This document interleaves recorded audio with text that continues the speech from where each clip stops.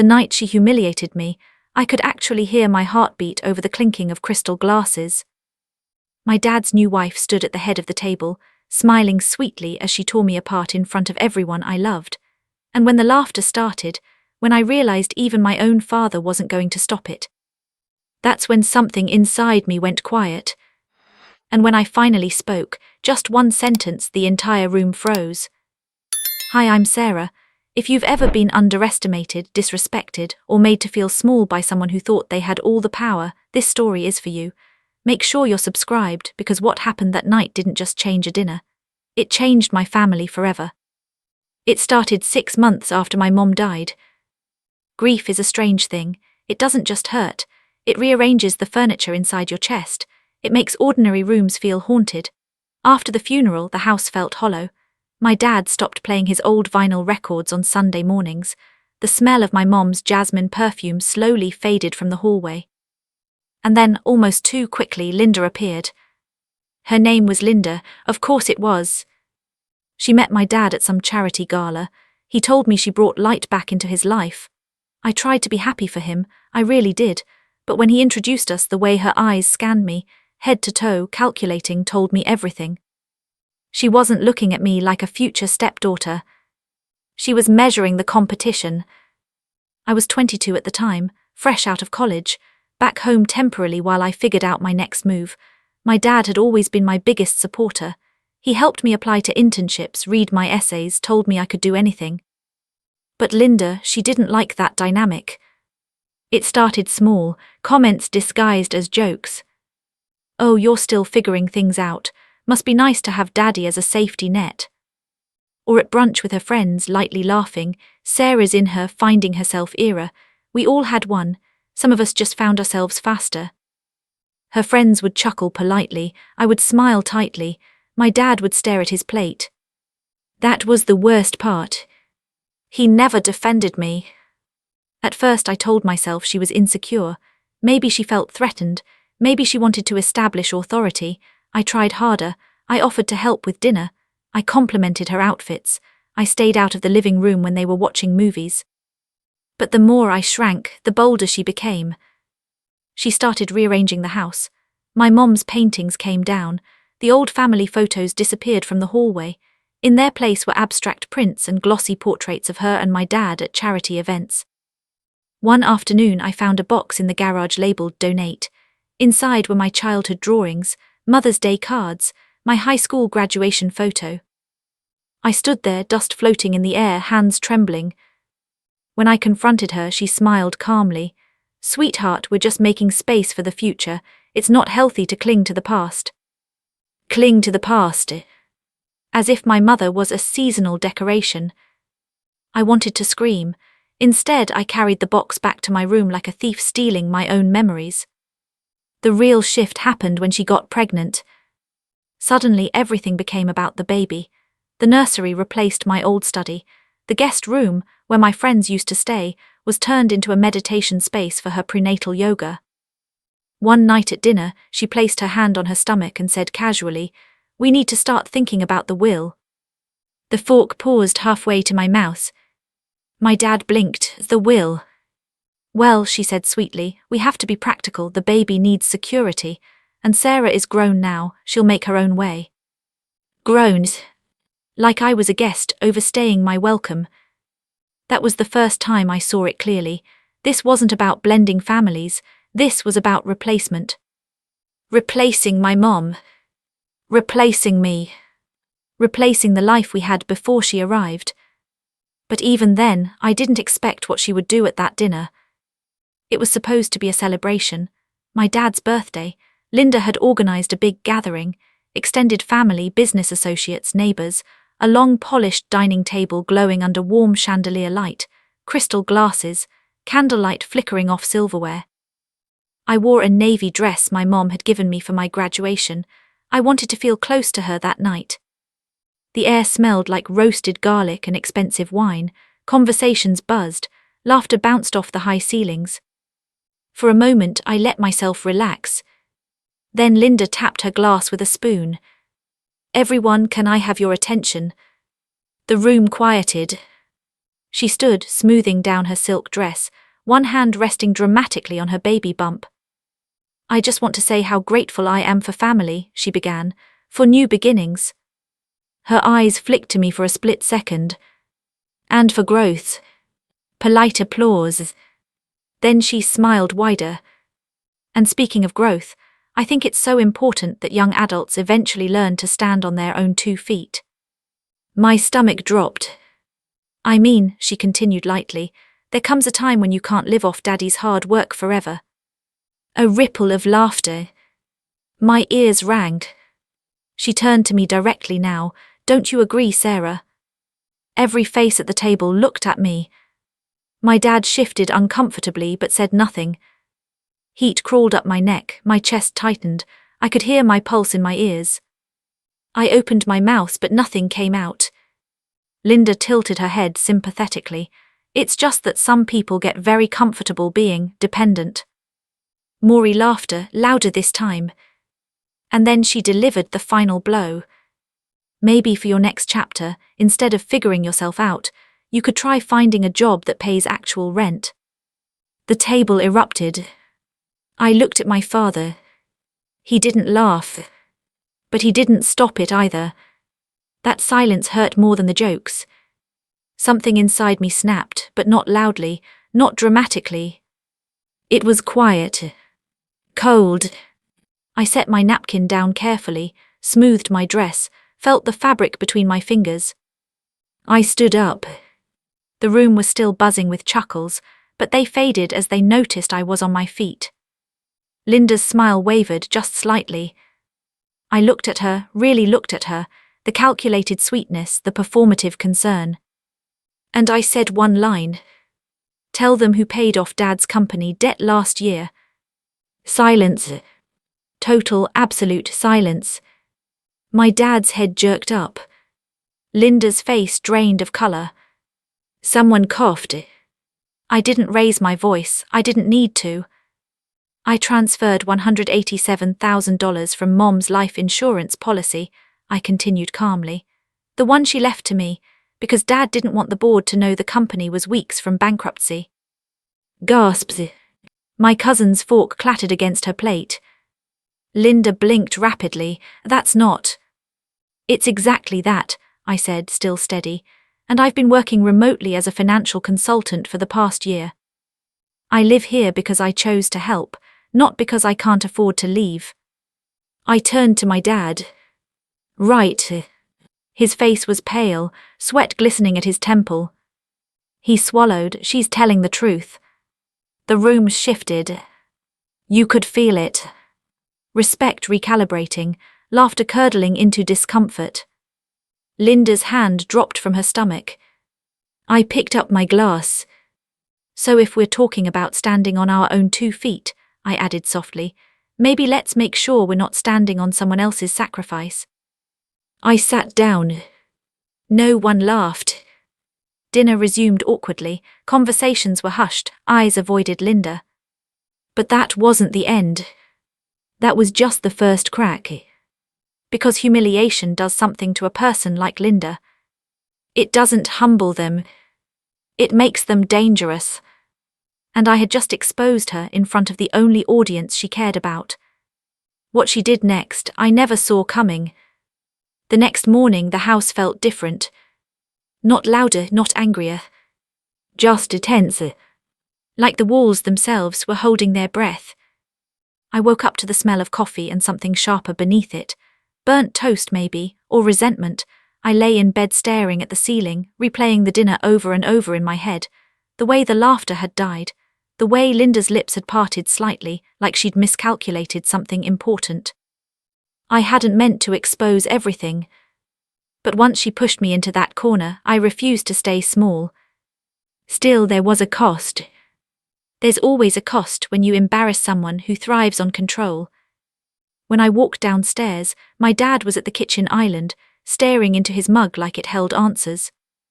Linda wasn't there. He looked up slowly, his eyes were bloodshot. "Morning," he said too casually. "Morning."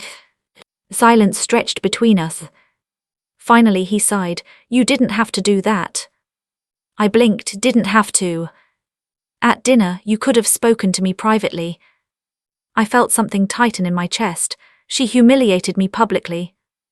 He rubbed his temple. She was joking. No, I said quietly, she was.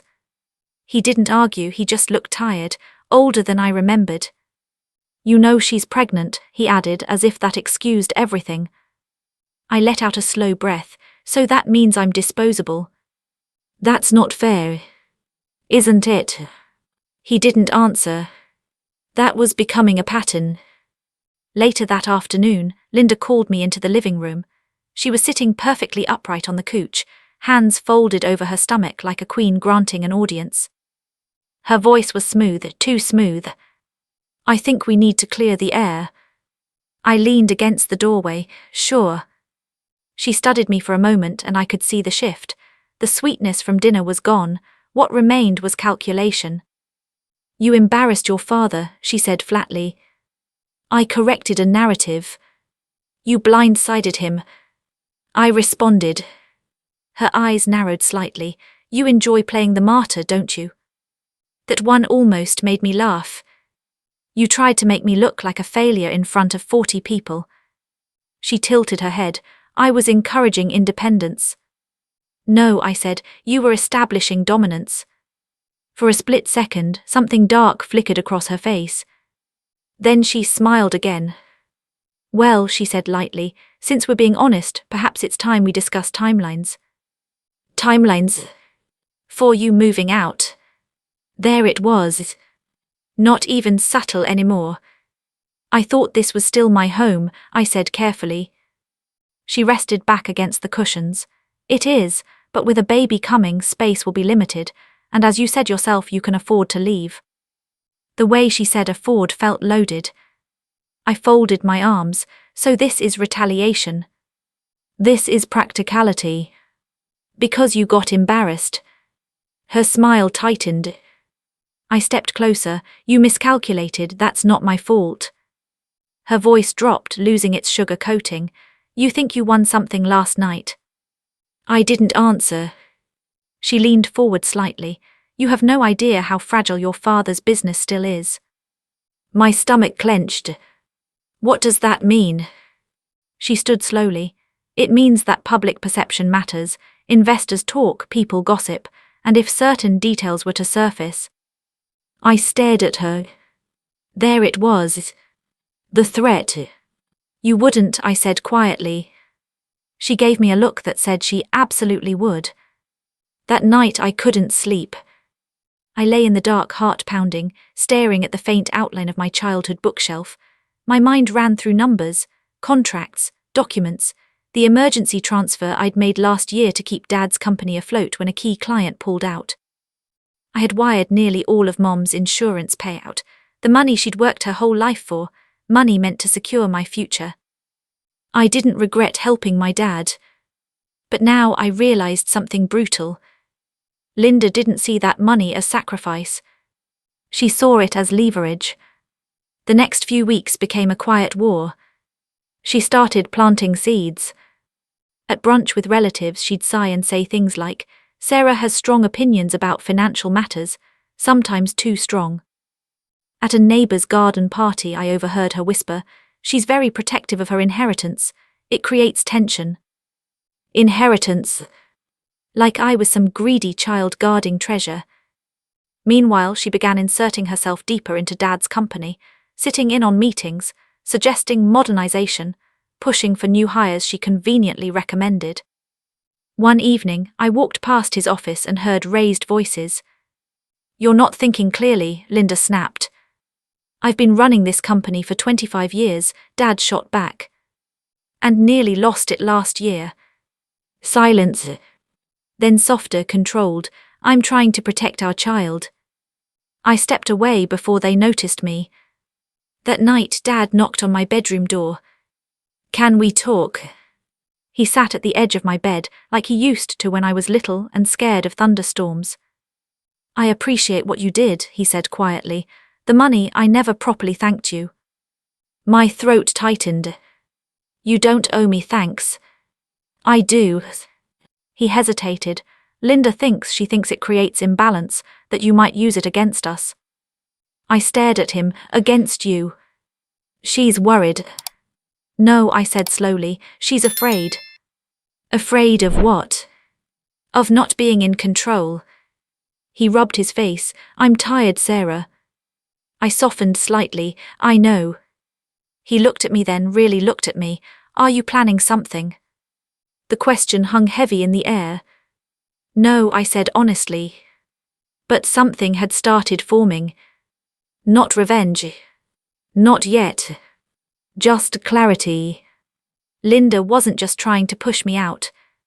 She was trying to rewrite the power structure of this family. And if she succeeded, she wouldn't stop at humiliating me. She'd erase me entirely. The breaking point came a month later. I was in the kitchen when I received an email notification from Dad's company account. I shouldn't have had access anymore technically, but old admin privileges die hard. The subject line froze my blood. Equity restructuring proposal. Attached was a draft agreement.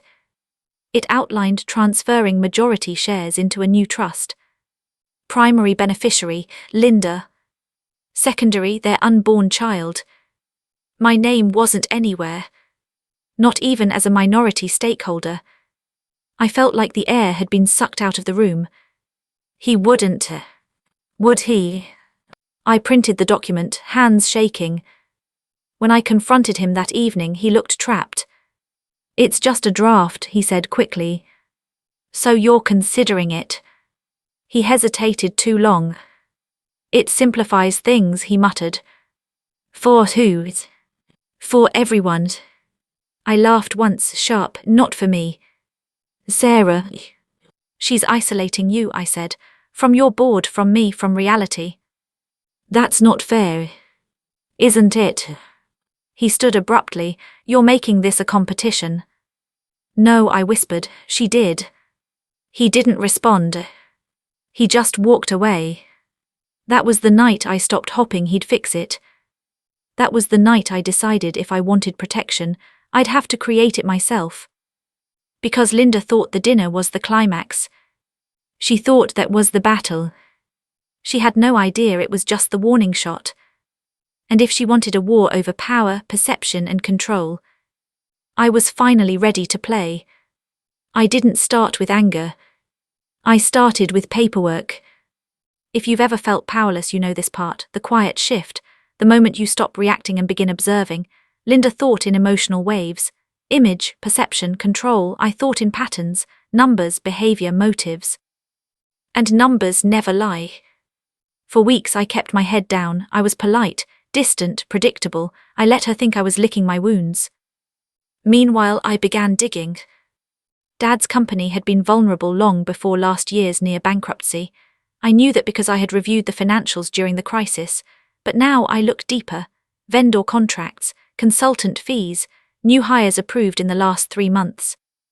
A pattern emerged quickly.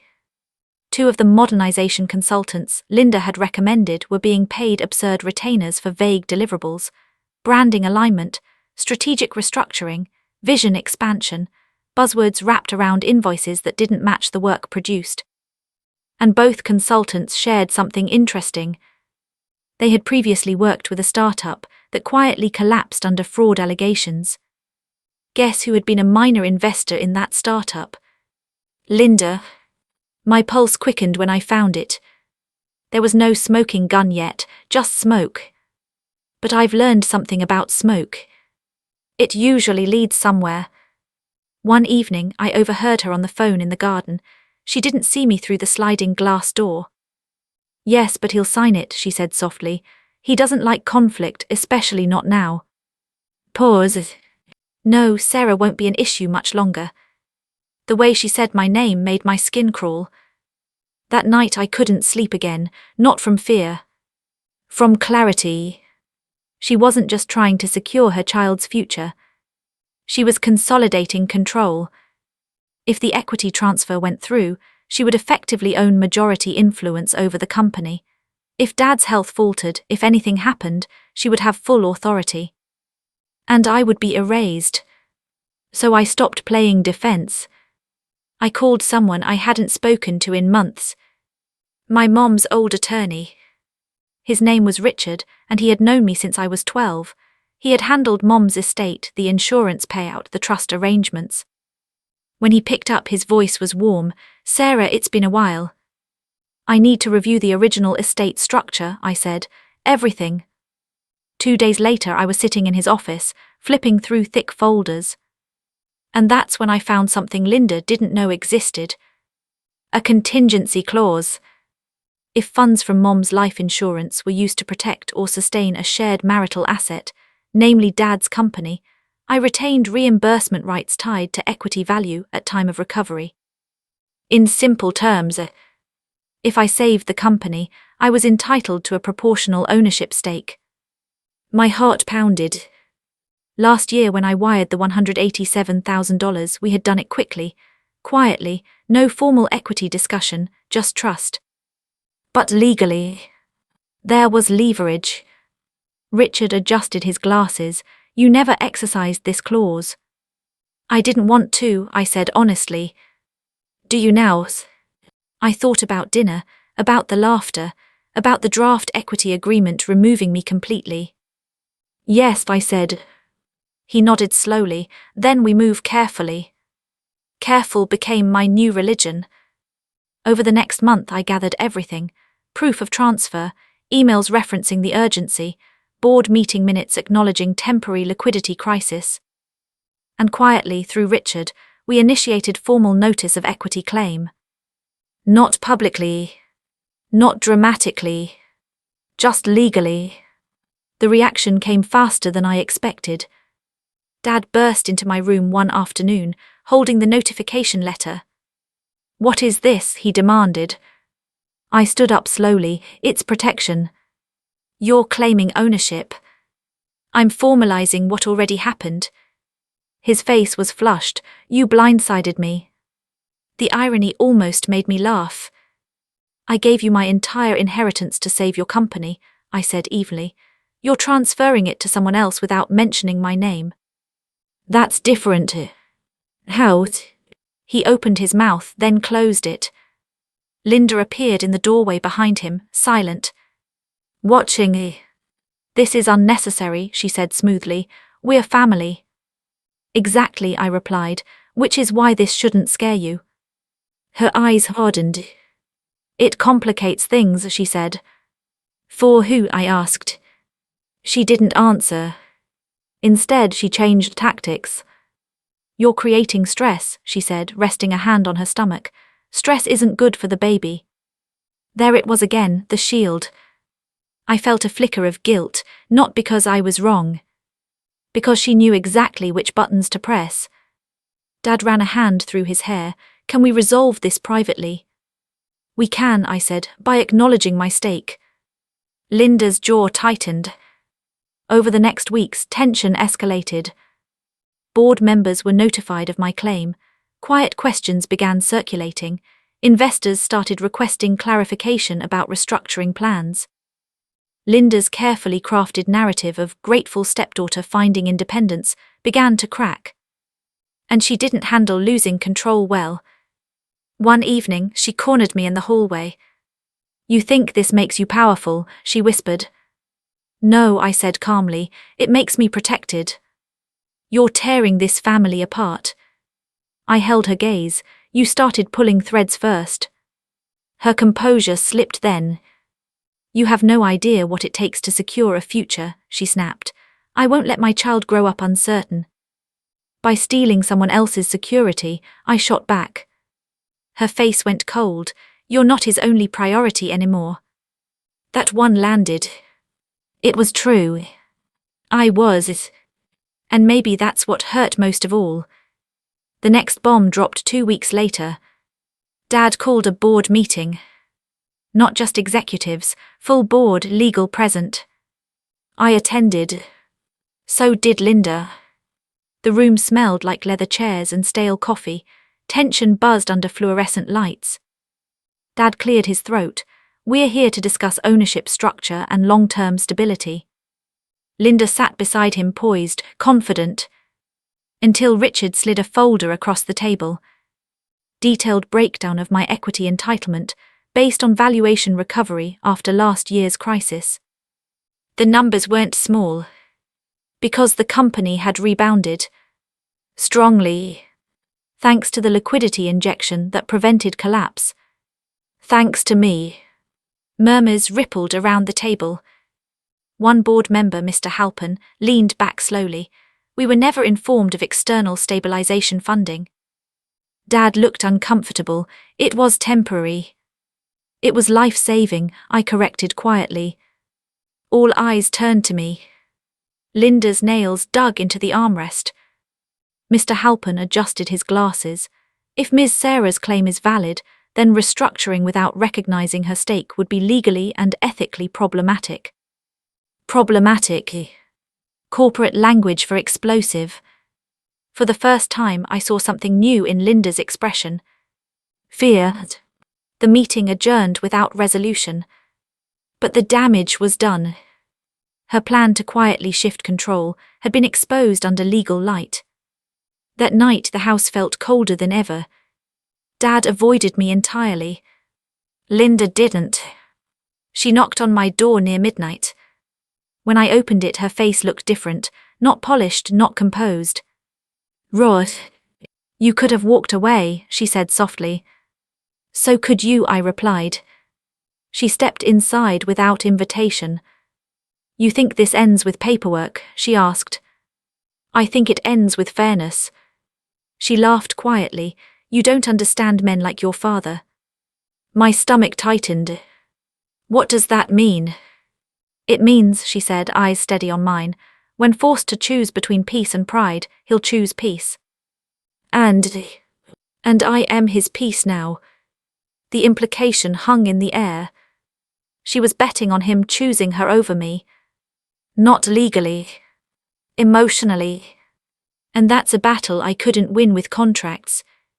After she left, I sat on my bed for a long time. Was I pushing too far? Was I becoming exactly what she painted me to be? Greedy, controlling, threatening. But then I remembered the dinner. The laughter. The way she smiled when she thought I was powerless. No, this wasn't greed. This was survival. The next morning, Dad asked me to meet him alone. We drove to a quiet cafe across town, neutral territory. He looked exhausted. I can't live like this, he said. Like what? In constant tension. I didn't create it, I said gently. I know. It was the first time he admitted that. He stared into his coffee. She thinks you're trying to replace her. Replace her? I almost laughed. She replaced my mother. He winced. I never meant for this to become a war, he said. Then stop letting it be one. He looked up slowly. Do you trust her? I asked. The question lingered. Too long. I want to, he finally said. That wasn't an answer. And we both knew it. When we returned home that afternoon, something felt off. The house was too quiet. Linda's car was gone. On the kitchen island sat an envelope addressed to Dad. Inside was a letter. Tears blurred his vision as he read it. She left, he whispered. My heart dropped. What? She says she needs space, that the stress is unbearable, that she won't raise her child in a hostile environment. I felt a strange mix of shock and suspicion. It was too clean. Too timed. Dad sank into a chair. She's staying with her sister. I didn't speak. Because something about this didn't feel like retreat. It felt like strategy. And deep down I knew. This wasn't over. Not even close. When Linda left, the house didn't feel peaceful. It felt like the moment after a storm passes, but the sky is still an unnatural shade of grey. Quiet, heavy, suspended. Dad moved through the rooms like someone who had misplaced something fragile and didn't know where to look for it. He checked his phone constantly, reread her message, replayed her voice notes. I just need time, she had written. The tension is unhealthy for the baby. It was perfectly worded, Calm, blameless, strategic. She hadn't accused me directly. She hadn't attacked him. She positioned herself as the one retreating for the greater good. And that's what made it dangerous. Because now, if anything fell apart, it wouldn't be her fault. It would be mine. The first week without her was awkward but manageable. Dad and I had quiet dinners. We talked cautiously like two people stepping around broken glass. One night he finally said it. "She thinks you're trying to push her out." I set down my fork. She tried to erase me. "She feels threatened." "By what facts?" He flinched. That's when I realized something important. He wasn't angry at me for claiming equity. He was afraid of losing her. Fear makes people compromise their integrity in ways they don't even notice. 2 weeks later, the first rumor surfaced. It came from one of the board members. He called me privately. "Sarah," he said carefully, "there are whispers circulating." "What kind of whispers?" "That the emergency funds last year weren't entirely clean." My stomach dropped. "What does that mean?" "There's talk that the money came with undisclosed conditions, that you pressured your father into granting influence." I went cold. "She's saying that?" I asked quietly. He didn't answer directly. But he didn't need to. Linda hadn't just stepped back. She had shifted battlefields. If she couldn't dominate emotionally at home, she would undermine professionally from a distance. And she was smart enough to never get her hands dirty. The narrative was subtle. Not Sarah committed fraud. Just there may have been coercion. Perhaps there was a misunderstanding. Family dynamics can complicate financial decisions. Seeds. Small poisonous seeds.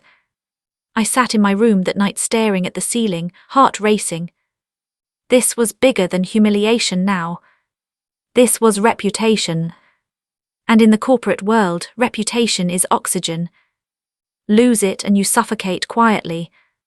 I called Richard immediately. He listened carefully.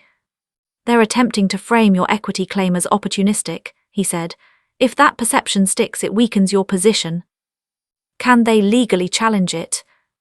"Not if documentation holds, but perception influences board votes, and votes influence control." Control. It always came back to control. Over the next few days, I noticed something else. Dad was distant again. Maury withdrawn. One evening, I walked into his office and found him staring at a spreadsheet without really seeing it. "Did she call?" I asked gently. He nodded. "And she's hurt," he said softly. "She feels isolated." Isolated. The word echoed in my chest. "I'm her husband," he added. "I should protect her." "And I'm your daughter," I replied. Silence. That impossible triangle. You can't stand in the middle without leaning somewhere. I left his office feeling something I hadn't expected. Not anger. Not jealousy. Grief. Because for the first time, I realized I might lose him. Not legally. Emotionally. And Linda knew that was the real leverage. A few days later, things escalated. A financial blog published a vague article about family-influenced bailouts in mid-sized private firms. No names, no direct accusations. But the timing was too perfect. Industry insiders connected dots quickly. Our company's name started appearing in speculative threads. Investors began requesting clarification meetings. Dad looked 10 years older overnight. At dinner, he finally snapped. "Is this what you wanted?" he demanded. I stared at him. "What?" "All of this chaos. You think I leaked that article?" "I don't know what to think anymore," he shouted. His voice cracked at the end. And something inside me cracked too. "I saved your company," I said quietly. "I didn't sabotage it." He ran both hands through his hair. "I can't lose her," he whispered. There it was. Not "I can't lose you." I can't lose her. That sentence stayed with me long after he went to bed. That night I made a decision. If Linda wanted to play in shadows, I would bring everything into light. Not through revenge. Through exposure. Carefully, methodically. I went back to the consultant contracts she had pushed through. Deep dive this time. Cross-referenced payments with deliverables. Compared invoice timestamps to actual meeting logs. And then I found it. A series of wire transfers from one consultant firm to a holding company. The holding company listed a silent partner. Linda's maiden name. My pulse thundered in my ears. It wasn't massive embezzlement. It was cleaner than that.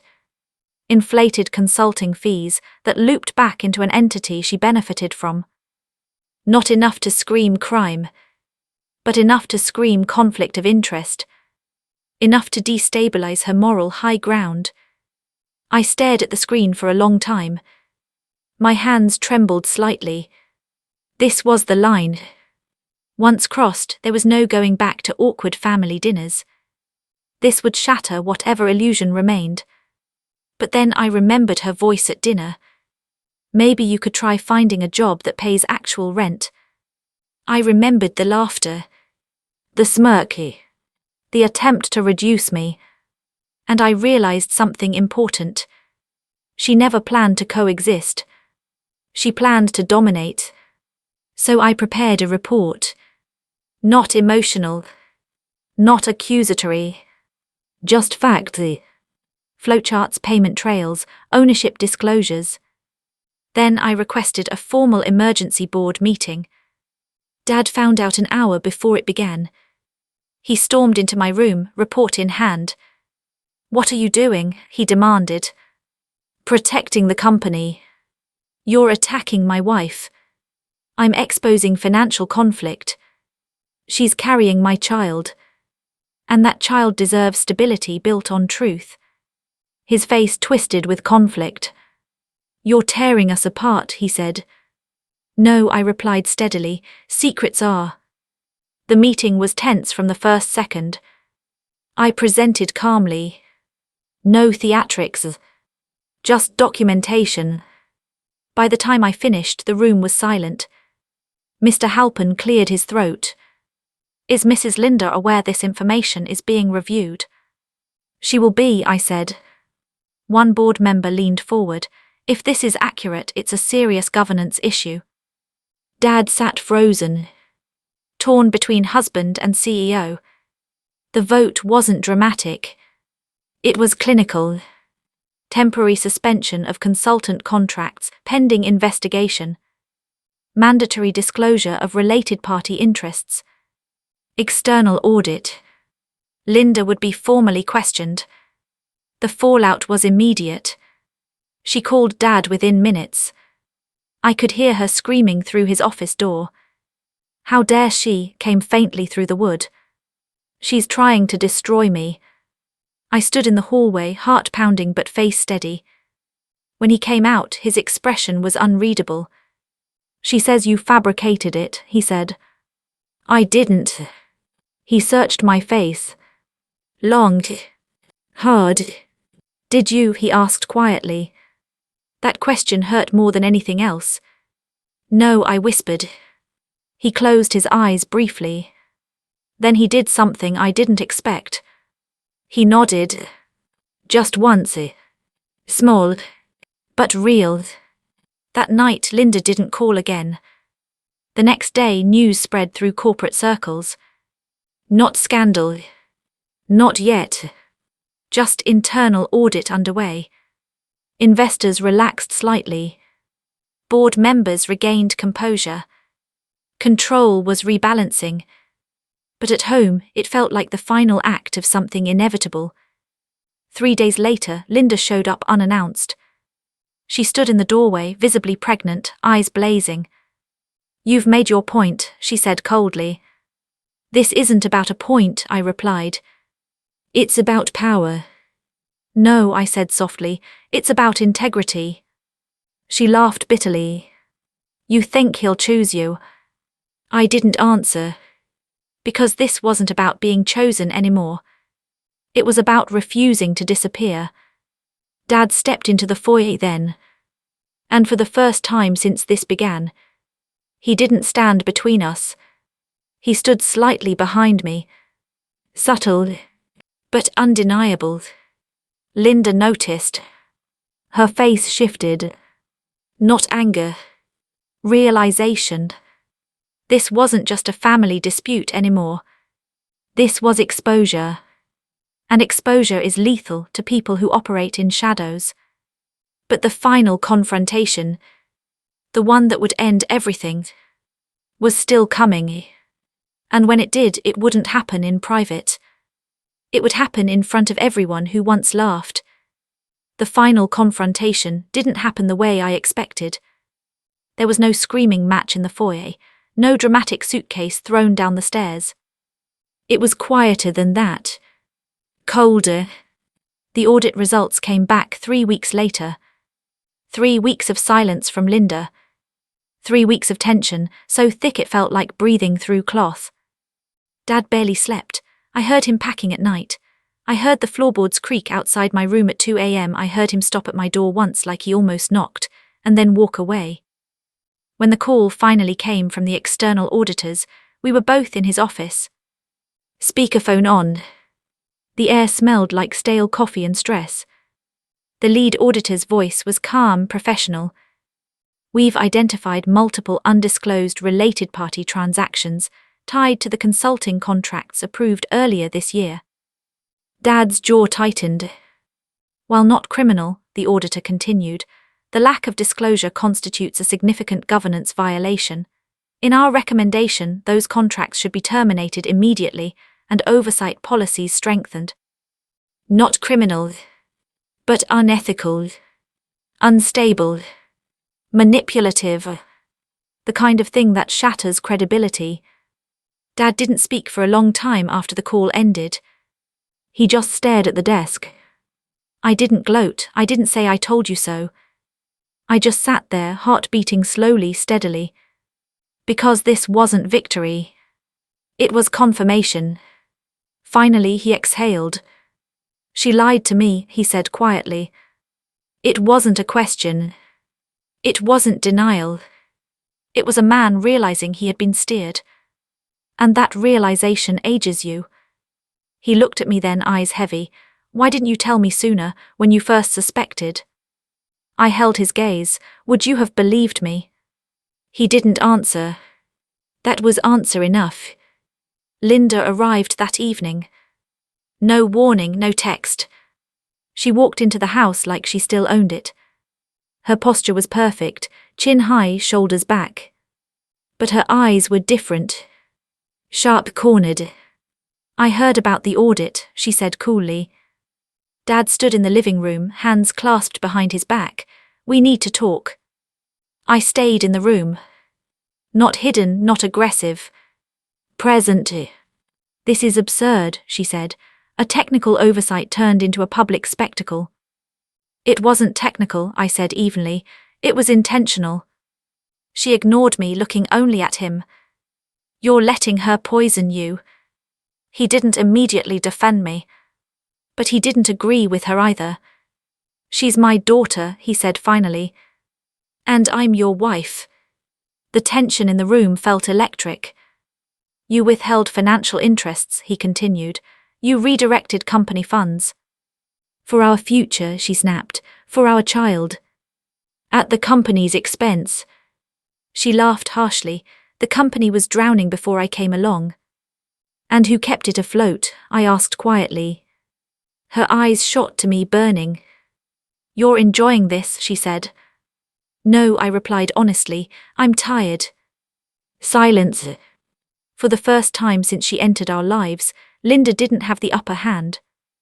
She pivoted. Emotionally.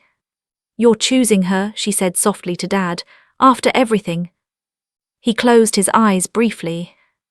I'm choosing transparency. That was it. Not dramatic. Not loud. But final. Something in her expression cracked. Not rage.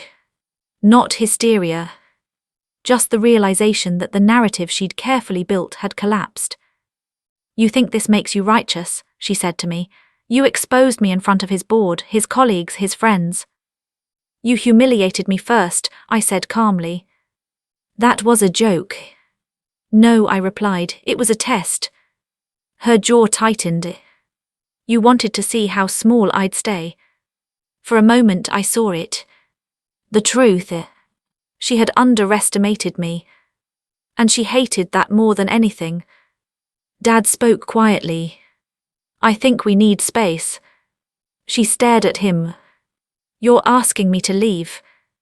"I'm asking you to step back while we sort this out." Her laugh was hollow. "You mean while you realign ownership with your precious daughter?" He didn't respond. That silence was confirmation. She looked between us. Then she did something unexpected. She smiled. But it wasn't sweet. It was sharp. "You think this ends here," she said softly. "It does," I replied. "You've won the company," she said. "Congratulations." "This was never about winning." "It's always about winning," she whispered. And then she left. No slammed door.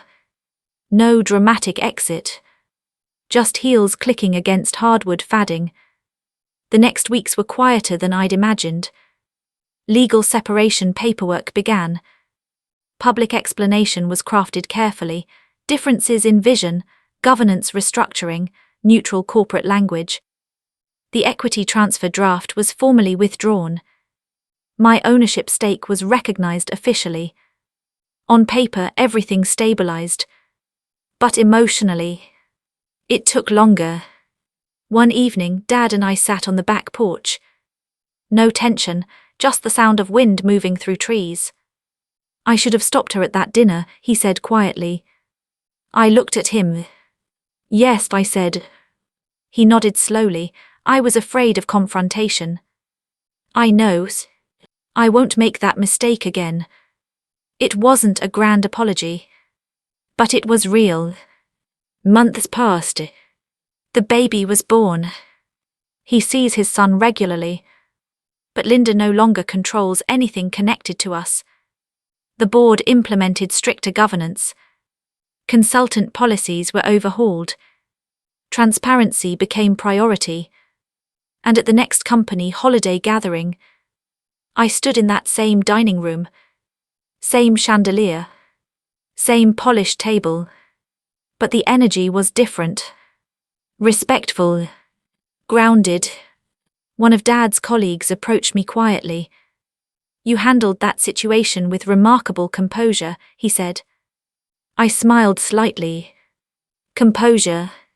They didn't see the sleepless nights. The shaking hands. The fear of losing my father. But that's the thing about strength. It's usually built in silence. Later that evening, as laughter filled the room again, Dad tapped his glass gently. My stomach tightened for half a second. Old reflex. But this time when he spoke, his voice was steady. "I want to acknowledge someone," he said. He looked at me. "My daughter saved this company last year, and she's been instrumental in keeping it stable." No jokes. No backhanded compliments. Just truth. Applause filled the room. Not mocking. Not forced. Earned. I didn't cry. But I felt something release inside my chest. Not revenge. Not triumph. Closure. Because the real victory wasn't humiliating Linda. It was refusing to shrink. Refusing to let someone rewrite my value. If there's anything I learned from all of this, it's this. People who try to humiliate you publicly are counting on your silence. They expect you to absorb it. To swallow it. To stay small for the sake of comfort. But sometimes one sentence is enough to shift the entire balance of power. Thank you for listening to my story. If you've ever been underestimated or made to feel invisible, I hope this reminds you that standing up for yourself doesn't make you cruel. It makes you clear. And if you believe that truth always finds its way to the surface, make sure you're subscribed, because sometimes karma doesn't shout. It waits, and then it speaks.